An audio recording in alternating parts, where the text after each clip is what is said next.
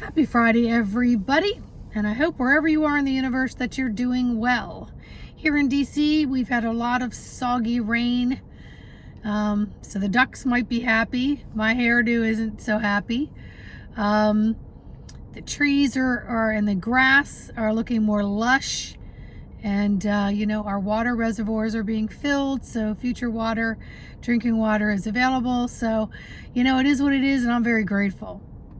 So it's all in how I respond to my external environment and how I work the dials of my internal environment that keeps me in the happy zone.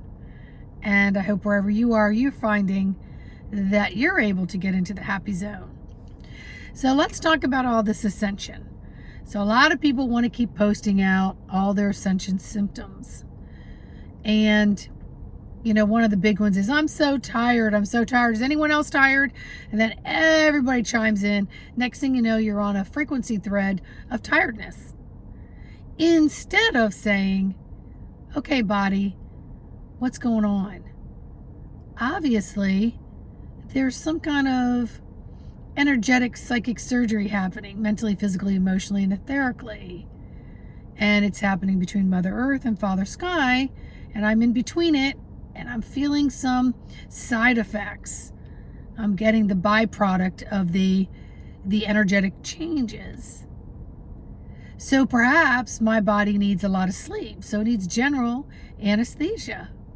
It needs to be knocked out. And it needs a lot of it, just to kind of let things calibrate within the body. It may need just a little bit of twilight anesthesia, where you're just lightly down, but then when you wake up, you feel a little more refreshed, but then you may have to have a little more twilight.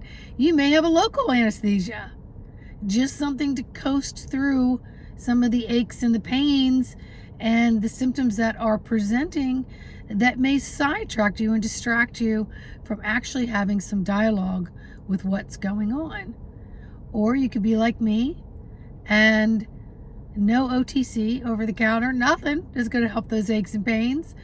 So it is forcing me to have a lot of talks, mentally, physically, and emotionally, with my body. Now, last night, I got very little sleep. So I had my night mask on, but I could see the visitors ruffling my covers, and I shook my leg like, please, come on, no, not now. I had visitors in the form of what felt like bugs on me. Felt like little bugs landing on me, feeling it. And me kind of scratching or moving it. And I rolled over and I'm like, okay, guides, I'm really going to need to, I'm going to need a little more anesthesia here because I got to work all day and I can't do this. But they weren't willing to give me any anesthesia. They made me go through it. And so I realized that these buggy feelings felt like they were under my skin.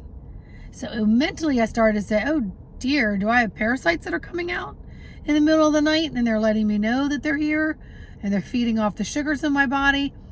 What's going on? And of course I immediately always do not get caught up in all of that. Just say, okay, I acknowledge it. All right, let me know if you need me to know more. I'm available. So basically, I tossed and turned the entire night. I may have dozed a few times, but looking at my bloodshot eyes, I'm not so sure. So many of you may be going through it. So, psychic surgery is happening on many, many levels. Ask yourself, what is it that I need? And provide your body with what it is that you need. The very first thing, I always say, stop and become aware, drop into your body, connect with your breath, and be there for a few minutes. Literally be there. Put a timer on, turn off social media, try to tune out what's going on around you wherever you are. Take a moment to really focus on bringing that breath into the pubic area, expanding it out through the lungs, exhaling through the mouth, which relaxes the visceral muscles. Or if you're not able to have that exaggerated breath, just do it through the nose. It's no big deal. Just do it. And then feel your body start to, and get back to what we want to call like maybe a ground zero. Maybe to like a start point. And get your mind, your physicality, your emotions right there. And then see what's been stirred. And have dialogue and conversation with that. Your body's wound very tight because it's automatically trying to repel what's happening out there because our nervous systems are in absolute overload, crazy taser. Got to stop all this nonsense mode. It's in that position, even if you think it's not, because there's a lot of electromagnetics and more that's occurring. And yeah, we've had some deviance going on with many things, and you could go down the list of all of that, or you could bless everything and trust that source and all of our divine teams here, boots on the ground and in etheric bodies that are working on our behalf. So one of the things with my site is when I focus out on the sky show, there's always a particular guide and a particular animal, and they are literally, there's sparks everywhere, like sparkles, and they can go salt and pepper, or they can go just salt looking, and they're sparking, and they're always moving this like blanket of energy, always. And so the sky will literally look like it's got 5 blankets of different colors in it. And then they'll twirl around and they'll move things around. And then I'll see things. If clouds are in the sky, they mechanically will move. Things will change. More beings will come in. And so that's how I see. And so I've always been shown this for a number of years, that they're always doing energy work. And sometimes as a human, I get frustrated because I want to know more. I want to see more of the movie. And they're just saying, we just want you to see the fact that we're constantly cleaning the energy. Constantly. And so then I'm in turn feeling a place of gratefulness that someone's working on our behalf and helping to clean it all up. So no matter who's dumping and where, somebody somewhere is designated to clean it up. So what's my job? How do I focus in? Well, I stop, drop, sit, connect with my breath. I ask my physical body that houses my spiritual self, that is working this apparatus, this vehicle, this avatar, and how do I maintain it in the best of my ability? And then how do I respond and react to the external environment by paying more attention to my internal clocks? And there's multiple clocks in this beautiful physical avatar. So the other thing that was coming through was bypassing. So they were showing me this morning, people just reaching for the stars. I'm reaching for the stars. Nothing's going to get in my way. I'm just going to reach for the stars. And that's all great. But don't bypass the trees and the tippy tops of the trees.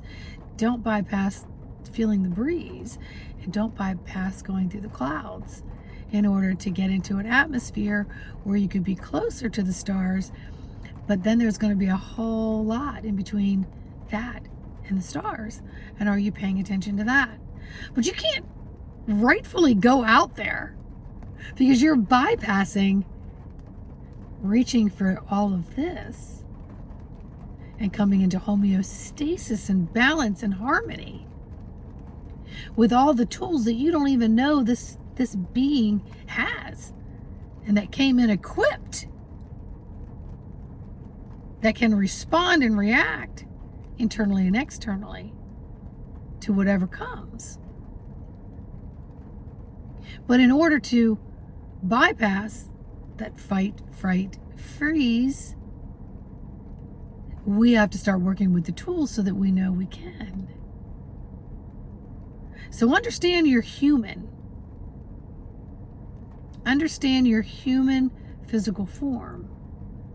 Understand that a little deeper before you go out reaching for something else.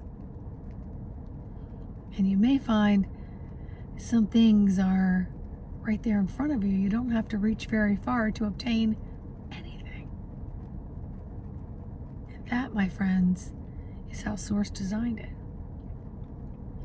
Because it's a distraction when you always think something's out over there, that someone else was getting it before you, or they're all getting it, so it must be important, so therefore I've got to go get it.